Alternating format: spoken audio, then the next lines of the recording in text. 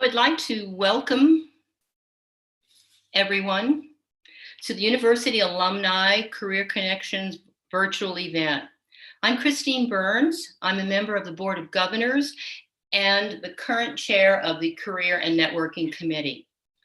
The Alumni Association recently sent out a survey on careers. You may have received it. When asked what kind of service would you be interested in, 48% of our respondents said they were interested in networking career events, and 35% indicated that they wanted information on strengths assessment. In these unprecedented and challenging times, we have started to develop virtual events to meet those expressed needs. Today's event is one of those events. And now I'd like to introduce to you our keynote speaker, Geoff Lee. Geoff is a graduate of the University of Utah and an experienced business leader with a broad range of experiences, both as an entrepreneur as well as an executive with Fortune 500 companies. We're fortunate to have him join us today. Geoff will be addressing networking in the COVID-19 era. Thank you, Christine. And thanks to all of you who are joining us virtually. Really appreciate the Alumni Association's Careers and Network Committee for the opportunity to connect with fellow youths. So today we're going to talk about networking, and I'll break it down into 4 parts. And the first, we're going to discuss an approach to networking that I call Networking 2.0. Second, I'll walk you through a game plan to implement it yourself. And third, we'll look at how this strategy fits into the bigger picture of a comprehensive networking strategy. Finally, we'll talk about this unique situation that we're all in due to COVID-19, and how even in a really challenging market, there's opportunity to grow your network. So before we get rolling, I'll share a little bit of my background, and thank you to Christine for the nice tee up. I am, of course, a proud University of Utah alum. I served on the board of directors for the U of U Alumni Association, and following my board term, I was appointed as the global ambassador for the U of U Asia campus in Incheon, South Korea. And this is an amazing place and an amazing program. The U's Asia campus has special meaning for me as it connects 2 really important parts of my life, my Korean heritage and my alma mater, of course. As Christine had referenced, I have a kind of a broad work experience. I've started and run several of my own businesses. I've been a partner in 2 different tech media startups, which we sold to different multi-billion-dollar companies. And I'm very fortunate to have worked with some really bright people who made that possible. I've transitioned industries a number of times, and I've been in legal, advertising, media, sports, and e-commerce. Also, I've worked in pretty vastly different work environments, from working as a solo operator to working in a huge company, a Fortune 500 company. So all this to say, I've got a broad range of career experiences, so I can relate to many of the things that challenges that you may be facing today. I've been a job seeker many times, and done a lot of different things professionally, had a lot of successes and a lot of failures, but learned a lot along the way. So let's get into it and start talking about part 1, which is networking 2.0. And remember, networking is not a quick fix. It's not something that you do once a year or kind of when the mood strikes. This is a lifelong process, and a successful networking strategy has many key parts. So what we're going to focus on today is just one of those parts, and it's an important one. This is the foundational layer for networking success. And there are a lot of different approaches to networking. This is an approach that's worked well for me, and I'm hoping that it's something that will be useful to you. So the core of this concept is to change the mindset from what can you do for me to what can I do for you. And I know that's a little JFKE, but it's really a very fundamental change from the way that we think about networking very frequently.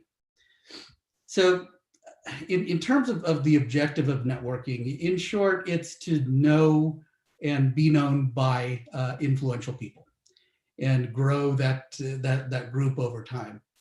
And this is really important. As you get to know people and people get to know you, their impression of you is not about who you are, but about what you are.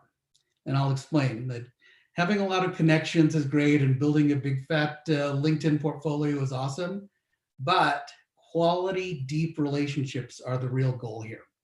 So 2.0 means rethinking why we network, which fundamentally changes how we network. And I'll explain what that means. For reference, as we look at kind of old school networking, the mindset was getting others to help me. And this is very much a numbers game. You're working to accumulate LinkedIn connections, gather business cards, etc., and build your network as big as you can. And ideally, the goal is meet a lot of influential people, tap into their inner circle, and reap the benefits. And this is not inherently a bad process, as we're all looking to improve our situation. But the problem is this approach doesn't work very well. And here's why. Someone you've met once or twice at a happy hour or a conference really doesn't have much of a connection with you. And the question you need to ask yourself with those people is, will they go to bat for you? And the answer is unlikely. And the reason is because they don't really know you. So there is a better way. And this is where we flip the script. And the 2.0 mindset is based on the idea that helping others will help you in your networking endeavors. So with this approach, you're going to continually be asking people, what can I do to help you? And if you focus on your outbound efforts, the inbound benefits will come. So now that you kind of have an overview of what that philosophy is, let's talk about how it's done. How do we implement this? The first thing that we want to be is strategic. Strategic about where we invest our time. So do your research to find and then get involved with organizations. And these are with groups, organizations, causes that you are passionate about. It has to be something that is meaningful to you. If you're organically interested in a cause, you're going to work hard for that group, and it won't feel like work. It will be rewarding because it's meaningful to you. And a great example is the University of Utah. As U alums, we're all passionate about the U. It's something that means a lot to us, and we want to contribute to making it even greater and helping along our fellow Utes. So when you attend a few meetings, you've selected your groups, attend a few meetings, and it'll become clear pretty quickly which group or groups are right for you. So now you found your people. And next comes a critical step. And this is probably the most common mistake of networking. Most people who join a networking group will attend meetings and think that they've checked the networking box. And this is the time to not sit back and be in the back of the room and be a passive observer. This is a waste of your time. Be ready to do the work and get in the game. So once you've found your organization that you're passionate about, raise your hand and volunteer to lead something. And initially, it can be something very simple, like building a spreadsheet in Google Docs to track the group's progress on various initiatives. And over time, once you get a better feel for things, step it up and really do something more ambitious, like fundraising, which is probably one of the most important and challenging tasks in any organization. But taking ownership of thankless jobs is one of the most powerful and effective ways to get noticed and to get advocates on your side. So why is that? It's because by doing the hard work, everyone in the group, particularly the leaders, get to know your work ethic, your character, your reliability and dedication. And in that process, you gain the most elusive prize, which is credibility and respect from the very people you want most in your network. So get results and wins for the organization, and the leaders will take note. And those who know your character will run through walls for you. This is how you build your credibility bank. And this is the like I said, the foundational layer of successful networking. So now we move to the next stage. You're ready to build on that foundation and pull together a strategy for success. So one of the top items on this list is commit to investing in yourself by continually building your knowledge base. And you will always want to be curious. Find out where the best info lives and continually tap into that. You want to connect with like-minded people who share that passion. The next item is to, and this is really important, find a mentor. Building a relationship with somebody who you admire and respect has such immense value in the course of your career path.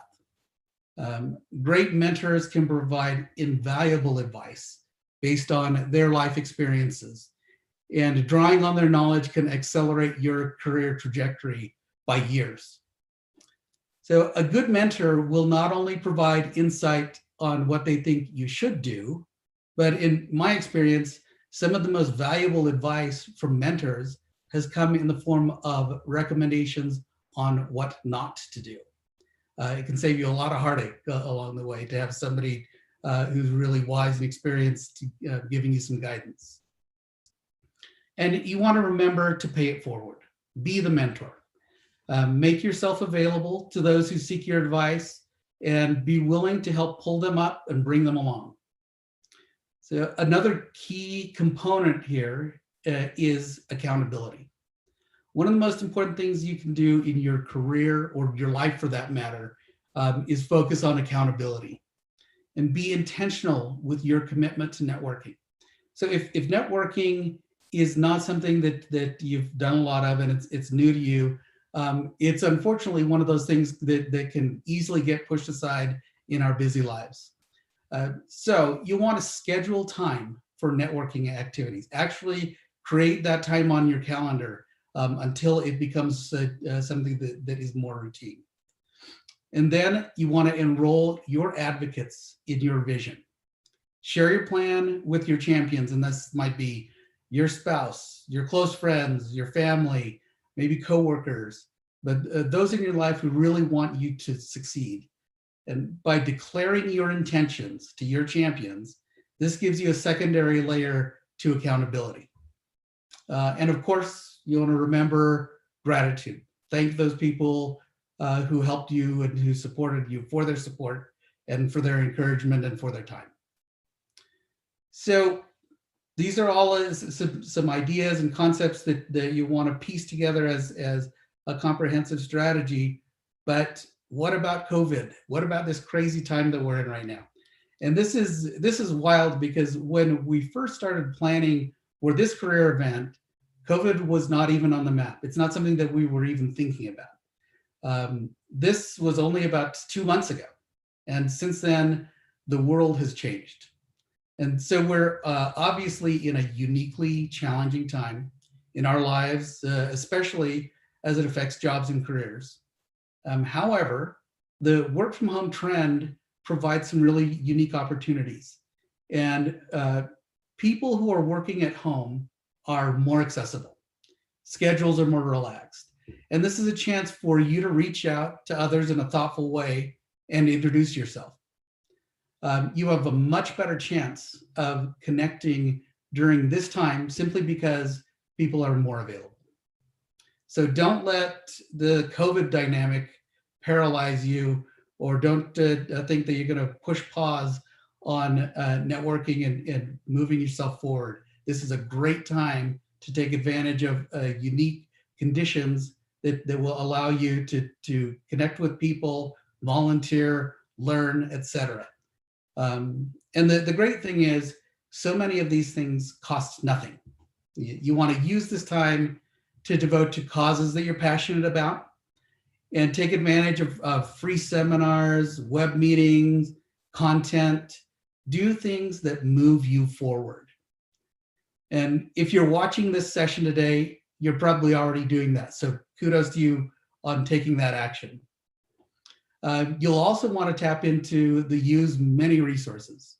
You may have already arrived here through this path, but if not, go to alumni.utah.edu. Check it out. There is a ton of really helpful content and resources here. And through the alumni site, you'll have access to excellent career coaches, most of whom will do an initial meeting without charge, so you can decide if the fit is right. LinkedIn, of course, is a great platform to connect with other U alumni. There's also a lot of great content on there. I think Nick will be talking a little bit more about that. And there's another awesome resource with some functionality that's exclusively for U of U alumni, and it's called Alumni Fire. Andy's, I think, going to share a little bit about that. But if you want to check it out, go to uofu.alumnifire.com or download the Alumni Fire app on your phone or tablet or whatever device. But here you'll find lots of University of Utah alumni who are willing to connect one-on-one with you and share their knowledge, which is such an amazing resource because the Alumni Fire app allows you to search for and identify each of these Utah alumni by industry or specialty. And there will also be a notation if they are open to receiving a direct call or direct contact from you and having a one-on-one. So really amazing resource. I encourage you to check that out.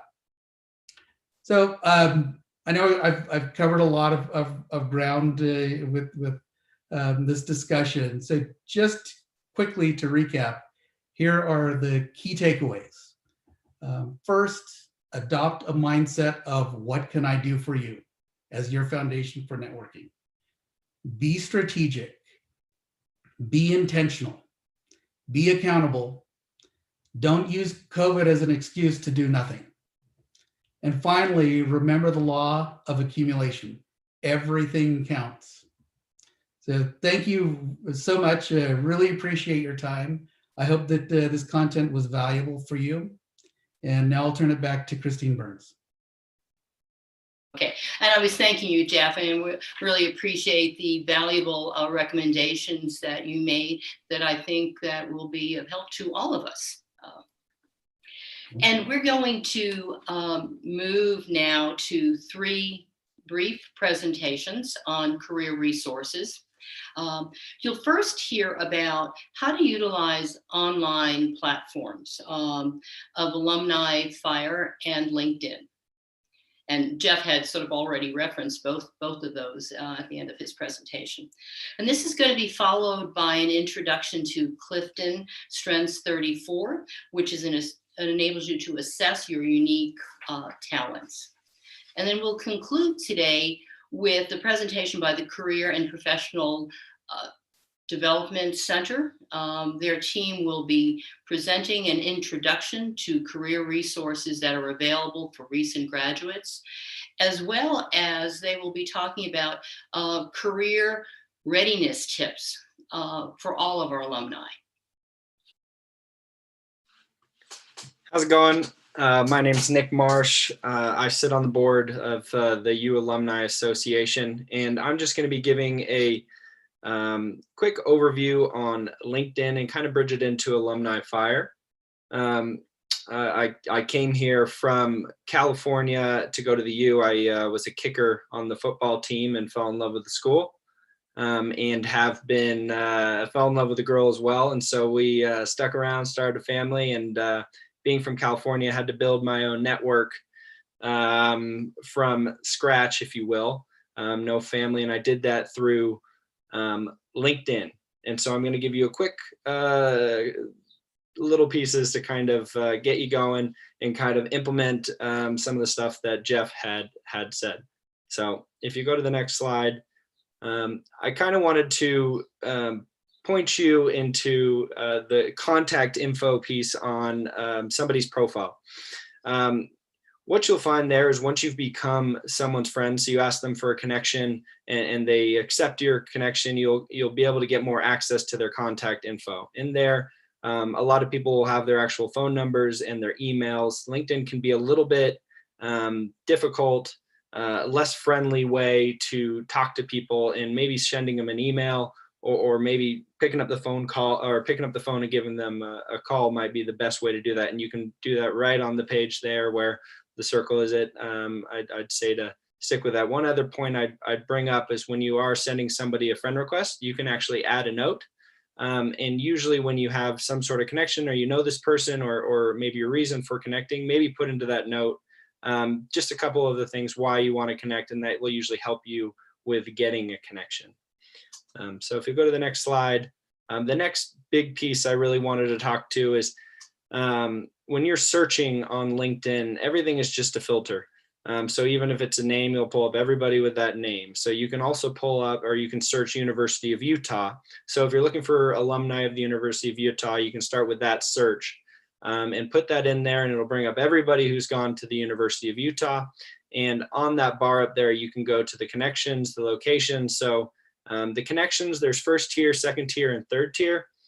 First tier is somebody you're already connected with. So that's a great avenue. You already know them. That's an easy one for you to talk to. Second connection is you have a friend who is connected to them. So you can look, see who that friend is, ask for the connection. It's a softer way to do it. And the third tier is you have no connection to them whatsoever. Location is obviously important because you can look at, say where you're trying to get employed. If you want to live in Salt Lake, you can actually add as many filters if you want. So if you want to do a certain company, you could do Goldman Sachs, you could do University of Utah, you could do within Salt Lake City. And then in the dropdown of the all filters, there's even more options in which you can do. So if you're looking for a specific title, so if there's a hiring manager, you can type in the hiring manager there. You can look at different companies they've worked for. You can add that in. So you can filter it out as much as you possibly could ever want. And that should help you find the right people, the right person to talk to, and do all the connecting and the networking that you could possibly want. So I'll kind of jump off there very high level, and I'll jump into Alumni Fire. And I'm also a part of Alumni Fire. And the main story I want to tell here is, Alumni Fire is just a much softer, easier way, approachable way to connect with alumni. So for instance, there was a student in the business school. I graduated from the business school, and that student was doing a project. I think he was writing a thesis, and he needed to interview someone who was in the financial service industry. He saw I was on Alumni Fire. He saw that I was open to being interviewed, and so he got my information. We set up a time, and he interviewed me for this project. And, I was able to answer all the questions, and I hope he did well on his project, but he got everything he needed, and Alumni Fire was the way that got done, not through LinkedIn, but through Alumni Fire. So with that, I'll pass it on to Andy to kind of dig into what Alumni Fire is. Okay, thanks, Nick. I appreciate that. Yeah, Alumni Fire, if we could go to that next slide, I wanted to tell you, kind of tie into what Geoff had said. And when we first started using Alumni Fire, it hasn't been, it's a platform that was originally designed so that alums could volunteer to help out students. And then we expanded to helping out young alums. And really now we're trying to have all alums help each other. But really the platform was set up so that people could volunteer, basically raise their hand and say, hey, I will help, I'll mentor, I'll give career advice, I'll do interviews. And you'll notice right now we have almost 1,300 alums and some students actually who've volunteered to give career advice. We have 850 who have volunteered to give informational interviews, resume reviews. We've got introductions and networking. So all of these are different things. When you fill out your profile on Alumni Fire, you can tell people what you would like to donate, basically, to give to that. What can I do for you part of it that Geoff talked about. So really the platform was really set up to manage that kind of volunteer effort of people mentoring and helping out. So the way to use the tool is to both give and to receive, right? So you look for things you're interested in. If you go to the next slide, I'll give you some examples. So I'll talk about today on the platform. I suggest that you go and just, after this webinar is done, check it out, go to the link, go to uofu.alumnifire.com and just explore. But two or three of the buttons I really want you to look at are the members. So go search for members, look for different members. The great thing about it is you can look by location, by their educational history, what degrees they had, what residence hall they lived in, Greek organization, groups that they're part of, if they were on an athletic team, that kind of thing. So you can search for people that way. And it's just a great way to connect with people and find things that you have in common. And again, remember, this is kind of a closed network. It's a little different from LinkedIn because it's just for University of Utah alums. And so I encourage you to go in there and look around. And if you could go to the next slide, another really interesting part of it is there's a job board. So there are jobs posted there. But the key on the jobs is, seeing who posted the job and then maybe reaching out to that alum.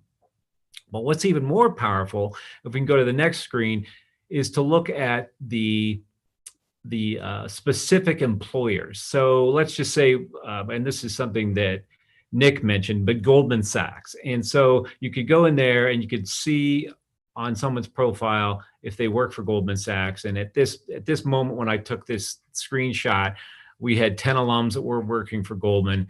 And they had 500 plus jobs posted. And you could click on that on the upper right-hand corner and look at those jobs that Goldman has posted. If you find a job you really are interested in, then you go back and you try to connect with one of the alums that works there. And, the thing is, they've all raised their hand and said, hey, they'll offer a certain thing like general career advice or even a mock interview. Or another really good thing is to ask for an informational interview, right? Because that gets you a foot in the door. You learn some information about the organization, establish a relationship.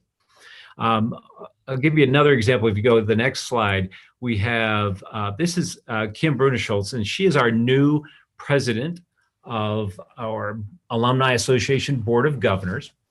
And Kim, when she filled out her profile, she said, you'll see that in the upper right-hand corner, that she's available for general career advice, informational interviews, resume reviews, introductions and networking, participation in events, and mock interviews. So all you have to do is click on one of those check boxes and a message will automatically go to Kim and say that you would like to talk to her about one of those things.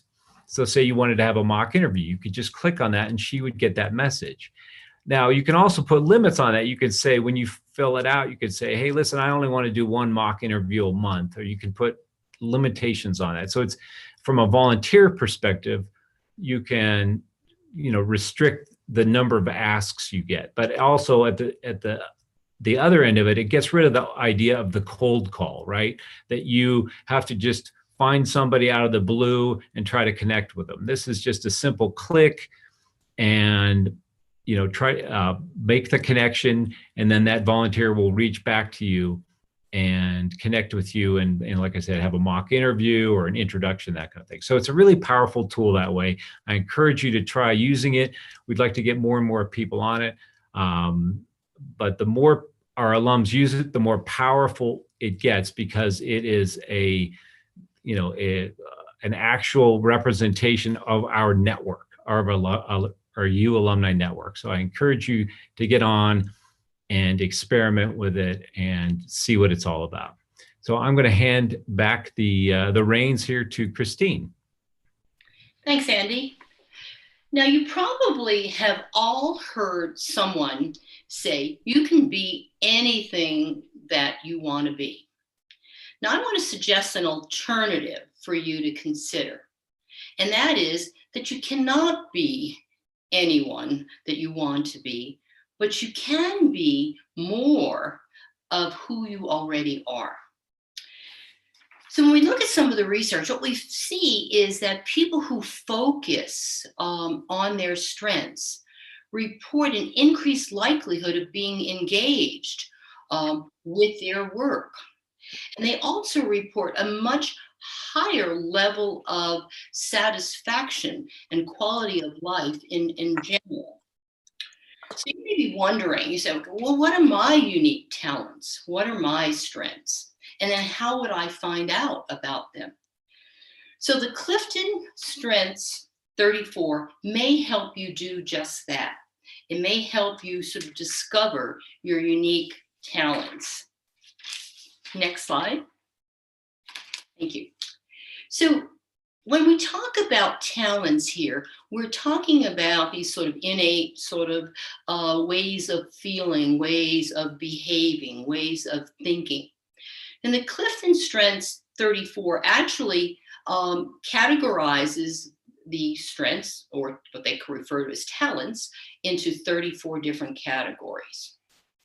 And when you take a look at your own sort of body of knowledge, and you combine that with the skills that you have, and you add your unique talents to that, you're really able to perform at a much higher level.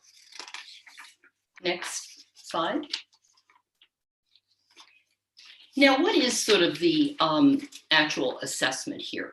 What it is a computerized online assessment that will take you about 1 hour to complete. Upon completion, you're able to generate what is referred to as a basic report that will give you information about your top 5 talents or themes. There are 177 paired statements that you have to choose one of each of the pair that best describes you. And one of the things that's particularly interesting here is that you may have 2 individuals who might have the same top 5 themes, but how those are actually sort of revealed, or how one might sort of see those demonstrated, may be very different across individuals. The instrument is available in 25 different languages, and it has been administered to more than 22 million people. I'd like to turn the time over now to Linda Dunn, who is a consultant with the Alumni Association, and she's going to tell you a little more about sort of the CliftonStrengths. Christine, thank you so much for setting this up. And my part today is to just talk a little bit about its application. And one of the reasons in this live webinar that we're talking about these various aspects is that for all of us, these are tools that will help us be successful in this COVID-19 landscape we find ourselves in, but all of the time. And the application of the Strengths Finder is just one assessment tool that can be used by those of us that are trying to be, as Geoff Lee so articulately identified, be the best at the game that we're going after. If you're networking and trying to make deeper and more meaningful connections with people, it's really a valuable tool to understand what your strengths are.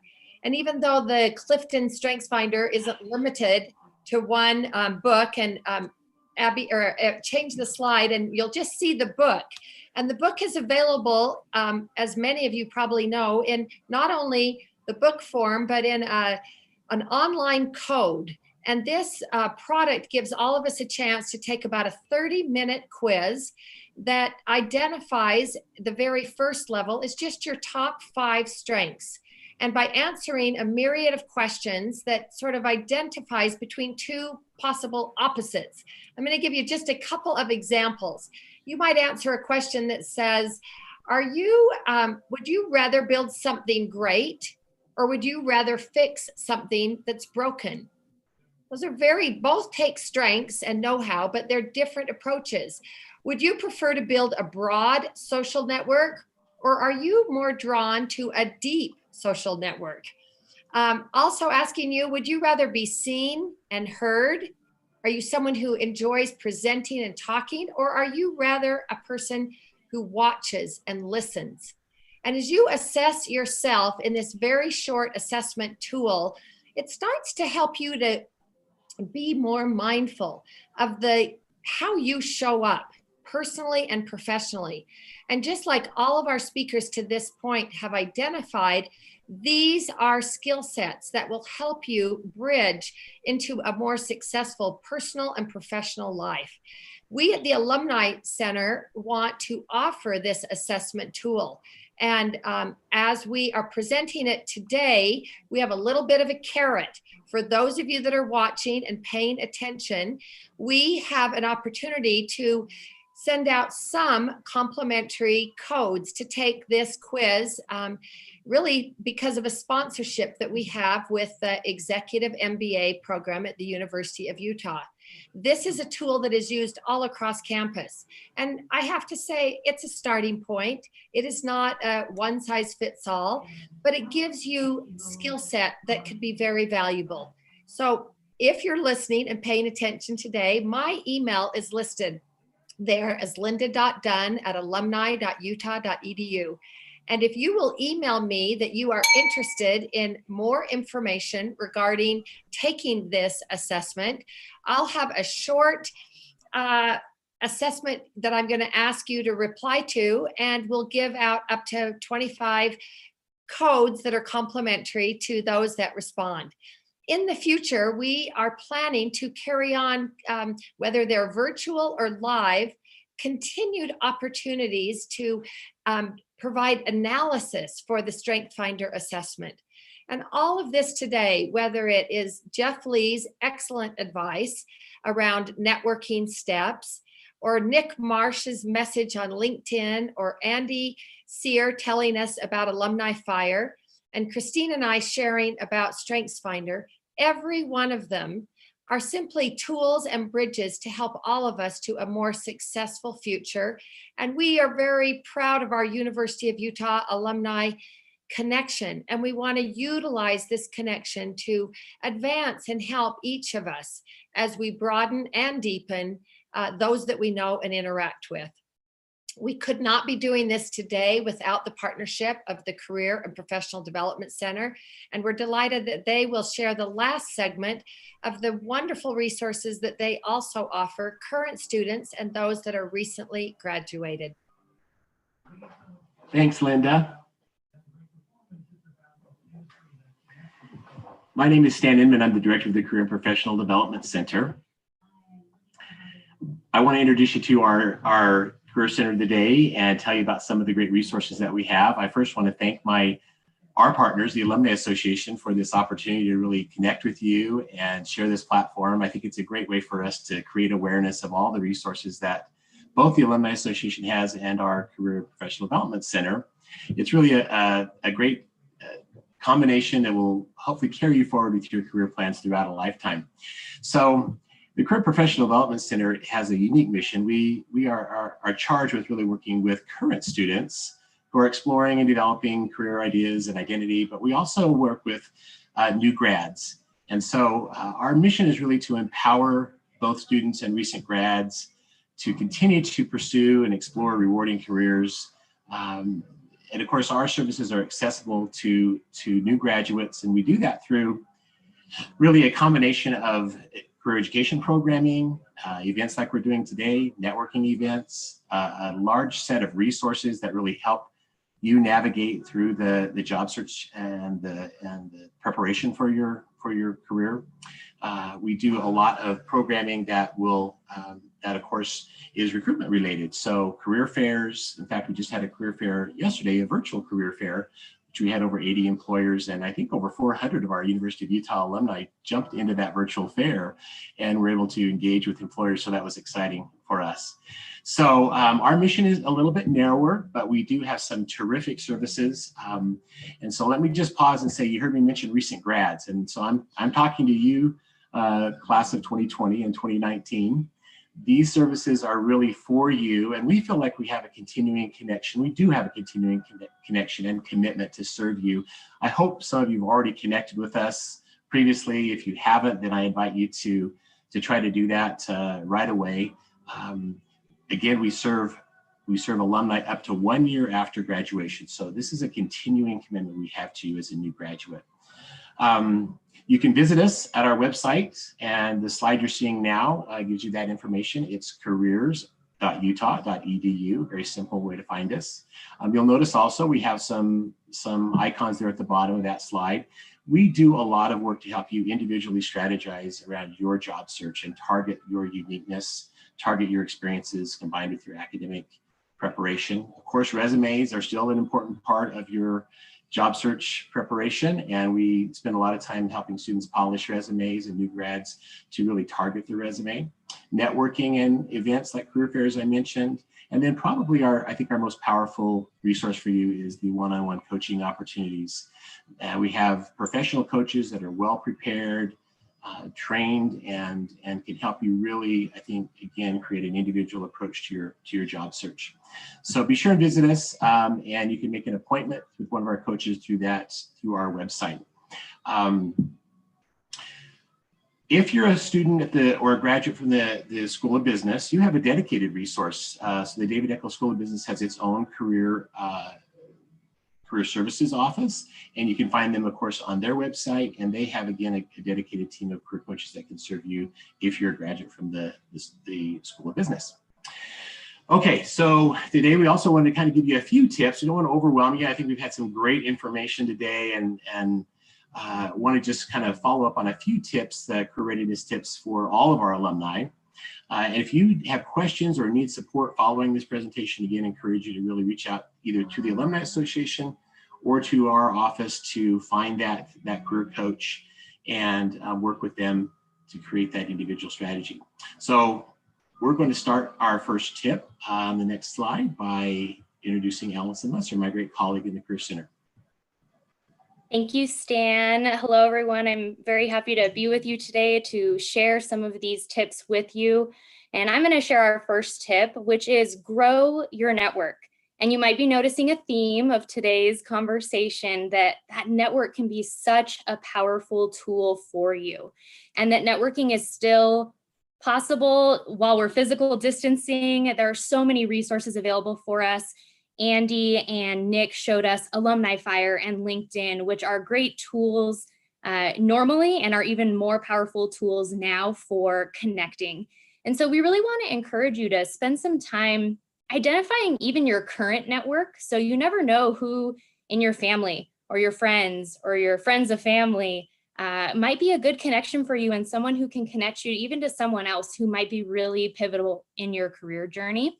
And so take some time to identify those connections as well as make some new connections. And I think, being active on those professional networking websites will be really important, making sure that your profiles are updated before you do that. And if you need help with that, there are resources on our website and with our coaches, if that's something you're interested in.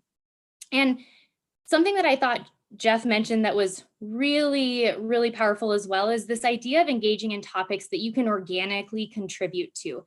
And so finding on these platforms like Alumni Fire and LinkedIn, conversation groups, discussion groups, commenting on information that you see that you feel like you can really contribute to, and starting connections that way. You don't just have to, reach out to someone and click, I'd like to connect with you. There's other ways to engage in communities and build some of those relationships organically that will really lead to those deeper relationships, so that when maybe you do need to knock on someone's door for help, they're ready to knock down doors for you to get you into there.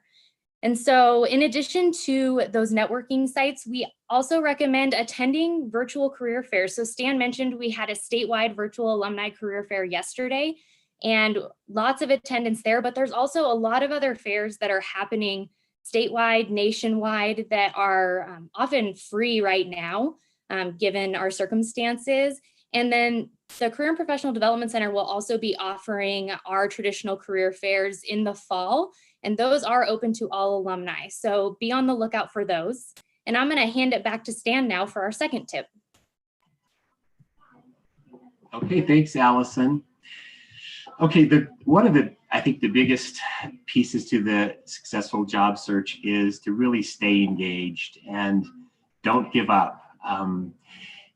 It can be daunting, especially with the current economy, and many employers' hiring has slowed down or stopped in some cases. But I want to encourage you to stay engaged in the job search. Don't get discouraged. If you haven't started your job search, that's okay. It's the time to start is now, and we will help support you in that job search and get you started in a way that you can really be strategic and be consistent around the way you go about your job search. Now, you have to be patient, and as we heard earlier, follow-up and networking is the most powerful piece to any job search. Those two combined, using your network and a targeted job search strategy with leveraging your skill sets and unique experiences, will really give you an advantage over the people who don't follow up and who have not used a personal connection or a referral network to help them get some attention. So take advantage of all of the resources we can offer you with our individual coaching.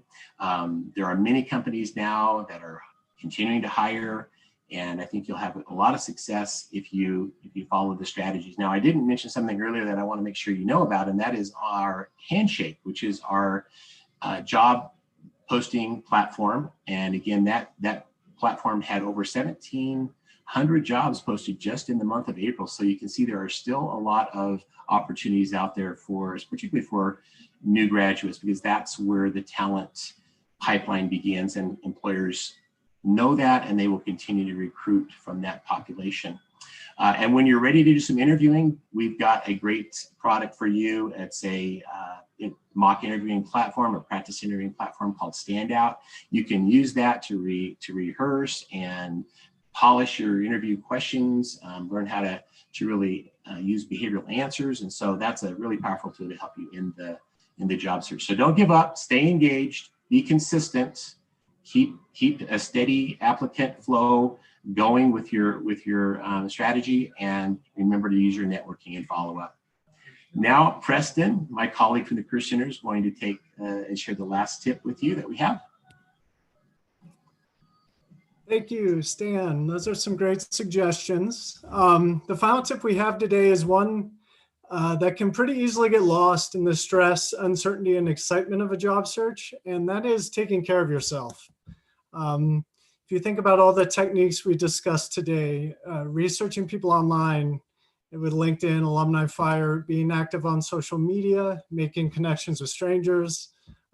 As Geoff said, getting involved with organizations and taking on different responsibilities, essentially opening yourself up to rejection day in and day out. These are things that take a lot of time and they take a lot of energy, especially if you're not seeing any positive responses initially. So our final tip today is for you to take care of yourself first and foremost. Self-care really shouldn't be an afterthought.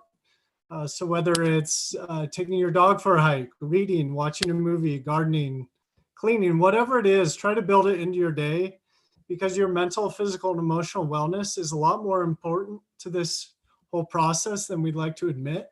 And it's really difficult to put your best foot forward as a candidate if those pieces aren't in place. So our final tip is actually a request, and it's please do take care of yourself. And with that, I'll throw it back to Linda to close out the session.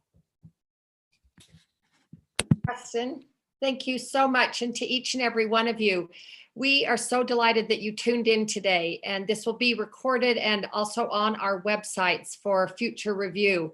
But with just the few minutes that we have left, we want to first acknowledge just the partnership again through the Career and Professional Development Center, as well as with the Alumni Association and our Career Connections. I want you to note that today you had a combination of commitment from the university with staff members, but three of our participants today, Geoff Lee, Nick Marsh, and Christine Burns, are all alumni and volunteers that are passionate about this cause and are here to do exactly what Geoff said, and that is get involved in something you care about and volunteer. And we thank them for volunteering. And in light of that, I'd like to just send it back for a final comment to our keynote speaker, Geoff Lee. I think Geoff teed it up so nicely today, talking about all these ways to build your network. But Geoff, my personal interaction with you from the beginning was you talking to me about the opportunity to be a mentor at the University of Utah to students. And I'd love to just hear your final comments about just opportunities for more mentoring, sometimes through the platforms we've discussed, but also just the way that always happens either in a Zoom room or person to person, just these natural organic mentoring opportunities. And then Geoff, if you would just give any final wrap-up comments as we close this session and webinar today. Geoff? Sure.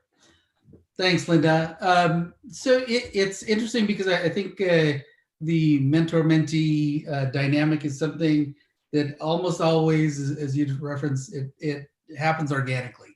And I think it's something that happens once you start getting involved with a group, and you get to know the players within that organization.